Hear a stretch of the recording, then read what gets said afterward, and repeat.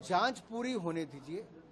आप प्रदर्शन अगर आपको नहीं लगता आप उसके बाद भी कर सकते हैं, लेकिन आपको सुप्रीम कोर्ट पे, पुलिस पे, खेल विभाग पे, किसी पे विश्वास तो करना पड़ेगा। देखिए, खिलाड़ियों ने जो बातें उठाई, मैं सबसे पहली बात तो ये कहूँ, नरेंद्र मोदी जी की सरकार में जहां एक और खेलों का बजट 874 करोड़ रुपए से बढ़ाकर 2782 करोड़ रुपए से ज्यादा कर दिया, खेलो इंडिया जैसी योजनाएं लेकर आए, टॉप जैसी स्कीम के कारण पोडियम तक पहुंचने का अवसर मिला, खिलाड़ियों के प्रशिक्षण पर करोड़ों रुपए खर्च किए जाते हैं, कोई कमी किसी खिलाड़ी के प्रशिक्षण में नहीं रखी गई। 300 बड़े खेल इंफ्रास्ट्रक्चर पूरे देश भर में बनाए जा रहे हैं जो लगभग 2700 करोड़ रुपए की लागत से बन रहे हैं। ये सब खिलाड़ियों की जो उम्मीदें हैं उनसे ज्यादा करने का हमने काम, एक प्रयास था हमारा। अभी हम और करना चाहते हैं, भारत को खेलों के क्षेत्र में और मजबूत बनाना चाहते हैं। लेकिन जहां तक खिलाड़ियों की मांग, कुछ खिलाड़ियों की मांग जो रेसलिंग के क्षेत्र में है, उन्होंने जब कहा कि उनके साथ गलत व्यवहार हुआ तो कमेटी का गठन किया गया, उनसे चर्चा करके किया गया।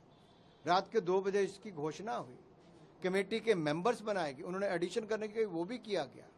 कमेटी ने अपनी रिपोर्ट दी, निष्पक्ष जांच की, उसके बाद दिल्ली पुलिस ने एफआईआर दर्ज की, सुप्रीम कोर्ट तक गए तो वो भी सुप्रीम कोर्ट ने केस सुन के फिर मैजिस्ट्रेट तक जाने के लिए कहा। जो जो कहा हर गोल पोस्ट अगली बार अगला गोल पोस्ट होता चला गया। हमने कहीं पे कोई कमी नहीं छोड़ी, खुले मन के साथ, खुले विचारों के साथ उनकी बात सुनी भी गई, जांच भी पुलिस कर रही है। और देश भर में आप 75 साल का इतिहास उठाकर देखिए, कभी भी कोई ऐसी रिपोर्ट, कोई भी ऐसी आरोप लगते हैं तो जांच होती है, जांच होने के बाद उचित कार्रवाई होती है। तो जांच पूरी होने दीजिए। आप प्रदर्शन अगर आपको नहीं लगता आप उसके बाद भी कर सकते हैं, लेकिन आपको सुप्रीम कोर्ट पे, पुलिस पे, खेल विभाग पे, किसी पे विश्वास तो करना पड़ेगा। हम भी चाहते हैं खिलाड़ियों ने जो बात उठाई है उसकी निष्पक्ष जांच हो और जांच के बाद उचित कार्रवाई हो। पुलिस जांच कर रही है, जांच पूरी होने का इंतजार करना चाहिए।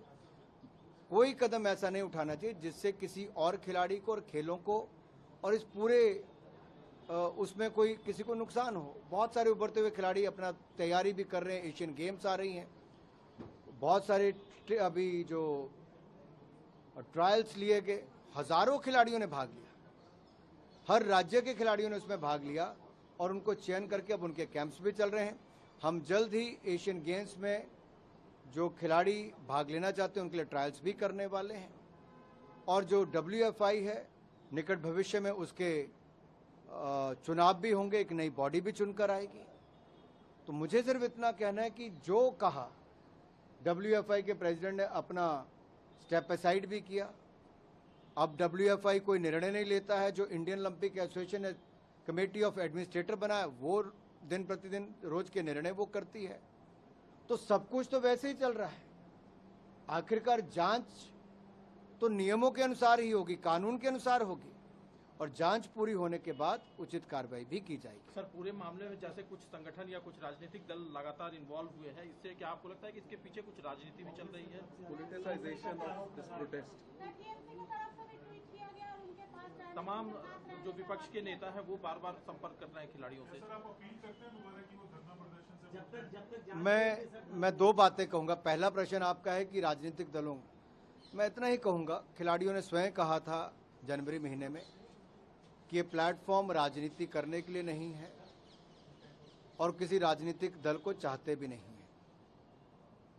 लेकिन बाद में राजनीतिक दलों का, ट्रेड यूनियंस का, कईयों का आना हुआ। मैं उस पर कोई टिप्पणी नहीं करना चाहता कि इस मंच पे कौन कौन आया, लेकिन मैं इतना जरूर कहूंगा, मेरे प्रिय खिलाड़ियों, आपको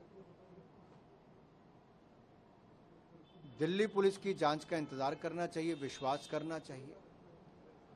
दिल्ली पुलिस ने सुप्रीम कोर्ट में कहकर एफआईआर दर्ज की है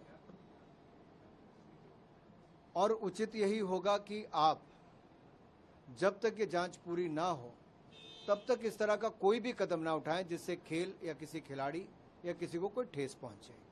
हम सब खेल और खिलाड़ियों के पक्ष में हैं, हम सब खेलों को आगे बढ़ाना चाहते हैं।